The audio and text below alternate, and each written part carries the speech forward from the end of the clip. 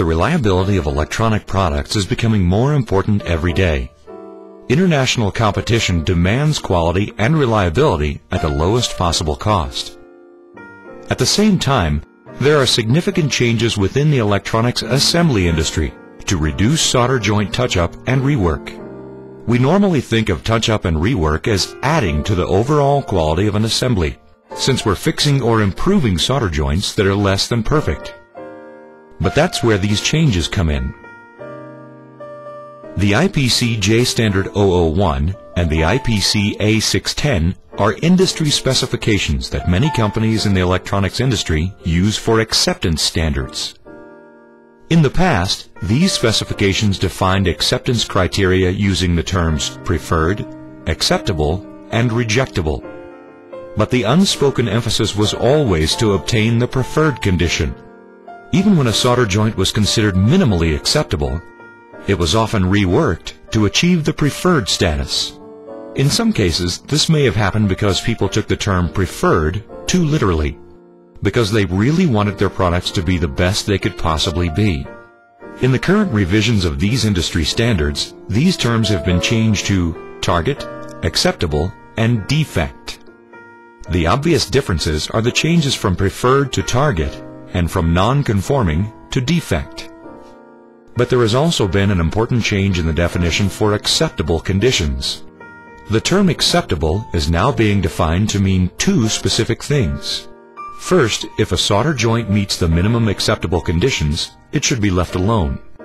And second, if a solder joint meets the minimum acceptance criteria but exhibits certain cosmetic imperfections that are not detrimental to the reliability of the solder joint, these types of conditions now fall into a category called process indicators.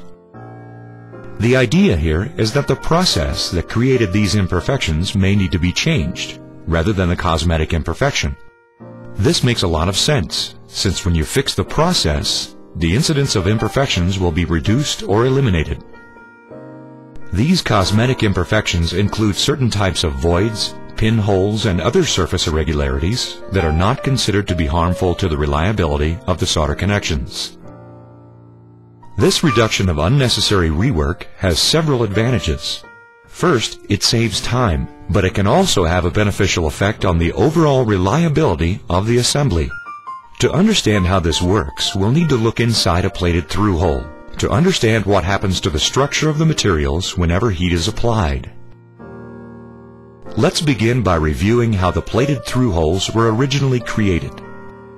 After the holes are drilled in the circuit board, the walls of the holes are plated with copper to create an electrical connection between both sides of the board and any internal layers of circuitry that may exist. The copper is often overplated with tin or tin lead during the electroplating operation. Eventually, the component leads will be inserted into these plated through holes and soldered either by hand in a wave soldering machine or in a solder reflow process. The heat of the soldering operation is pretty intense. In fact, it's hot enough to cause the laminate material to expand in thickness. Every material reacts to heat differently and will also expand at different rates. There's actually a numerical index that exists called the coefficient of thermal expansion, which measures how much a specific material will expand when it's heated. Notice the difference between these numbers for a typical epoxy laminate material and the copper plating on the walls of a plated through hole. What this means is that epoxy laminate will expand much faster than the copper during solder rework. When the laminate grows, the copper can actually crack if it's not soft or ductile enough to absorb this expansion.